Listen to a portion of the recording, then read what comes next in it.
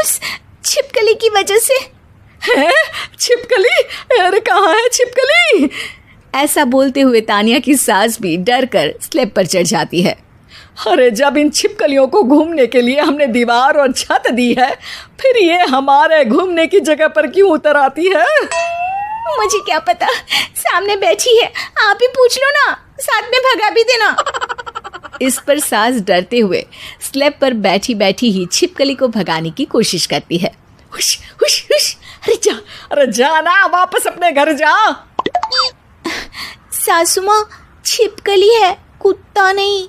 अरे हाँ, छोटी सी ही सही छिपकली तो है, तो तुम ही भगा दो ना। तानिया की सास उसे स्लैब से नीचे गिरा देती है, जिस पर छिपकली तो डरकर भाग जाती है। लेकिन दोनों सास बहू के बीच टॉम एंड जेरी वाला खेल शुरू हो जाता है। आपने मुझे धक्का क्यों दिया? मुझे कुछ हो जाता तो? अगर वो मुझे खा जाती तो? अरे छिपकली थी, डायनासोर नहीं। हाँ, सिर्फ छिपकली ही थी, और आपको उससे डर नहीं लगता तो खुद क्यों नहीं भगा दिया? अरे तेरे होते हुए अगर मुझे काम करने पड़े, फिर बहू होने का फायदा क्या है? इसी तरह सुबह से शाम हो जाती है। जिगर और बलराज भी ऑफिस से घर वापस आ जाते हैं, लेकिन सास बहू की तू मैं खत्म नहीं होती। आज इस सभा का मुद्दा क्या है? मम्मी ने मुझे छिपकली के सामने फेंक दिया। अरे वाह मेरे डरपोक, मुझ पर 30 साल से शेरनी जैसे हुक्म चला रही हो और एक छिपकली से डर गई। इस पर दोनों बाप बेटे हंसने लगते हैं, जिसे देखकर सास बहू एक दूसरे की शक्ल देखते हुए अब अपनी लड़ाई भूलकर उनसे लड़ना शुरू कर देती हैं। अरे आप ना ज्यादा बत्तीसी ना दिखाओ, नहीं तो शेरनी के एक पंजे से 32 के 32 दांत बाहर निकल आएंगे। अपनी माँ की इस बात पर अब जिगर अपने पापा को देखकर हंसने लगता है। अरे क्यों पापा, आ गया स्वाद? अभी आपको भी आएगा स्वाद।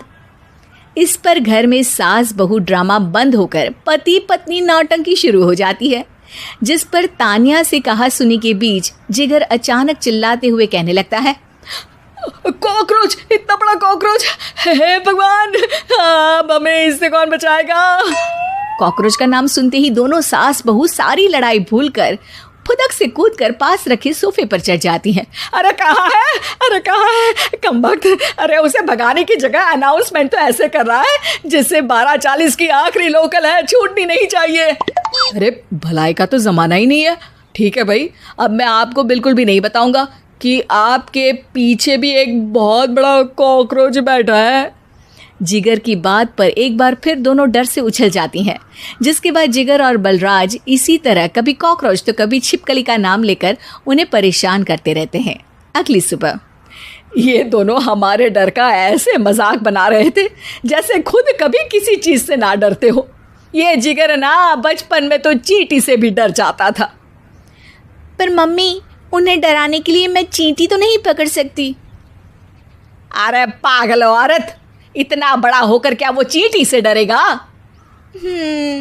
मतलब हमें बदला लेने के लिए कुछ अलग सोचना पड़ेगा। अरे वाह, क्या ब्रांड न्यू न्यूज़ दी है।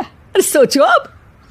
दोनों बहुत देर तक जिगर और बलराज को डराने के लिए अलग अलग तरीके सोचती हैं, पर किसी भी अंजाम तक नहीं पहुंच पाती, जिस पर तानिया की सास उससे कहती है, हम उन्हें नहीं डरा सकते, पर अपना डर तो खत्म कर ही सकते हैं ना।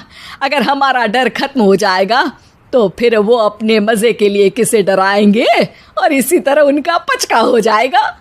हाँ, नाइस आइडिया, पर मुझे इससे डर क्यों लग रहा है?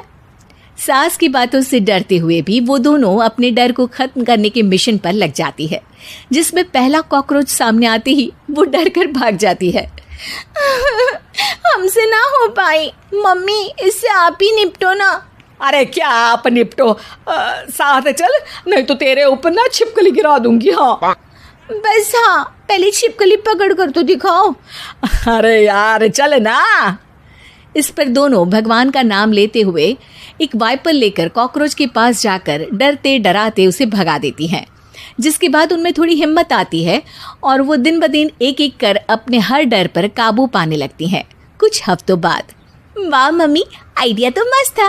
अब कॉकरोच हो या उसका बाप, मैं किसी से नहीं डरती। अरे शाबाश। और मैं छिपकली हो या उसका पूरा गैंग, सबके छक्के छुड़ा दूंगी। पर मम्मी जी, उससे पहले किसी को सबक सिखाना है। उसी रात जब बलराज और जिगर टीवी देख रहे होते हैं तो दोनों सास बहू प्लान बनाकर छुपके से उन पर नकली छिपकली और कॉकरोच फेंक देती हैं, जिसे देखते ही वो दोनों अपनी जगह से उछल खड़े होते हैं। अरे ओए माँ, छी ये छिपकली कहाँ से आ गई?